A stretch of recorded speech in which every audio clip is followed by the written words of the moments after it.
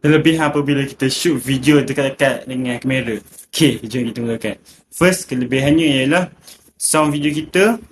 Kelebihan pertama ialah suara dalam video kita ni lebih jelas, lebih cantik dan kurang noise. Contoh sekarang ni, saya buka kipas kan.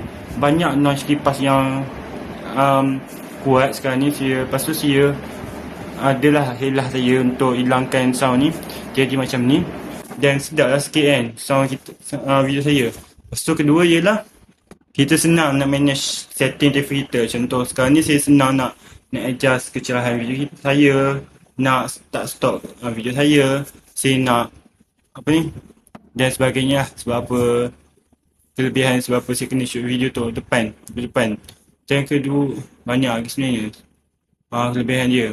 Dapat bokeh, dapat blur belakang video korang yang lebih better kalau korang guna rear camera. Kalau korang pandai setting, lebih cantik lah blur belakang korang ni. Sekarang ni saya guna front camera jadi tak ada sangat fokus tu kat TV saya sekarang ni. Dan saya nak adjust kecerahan.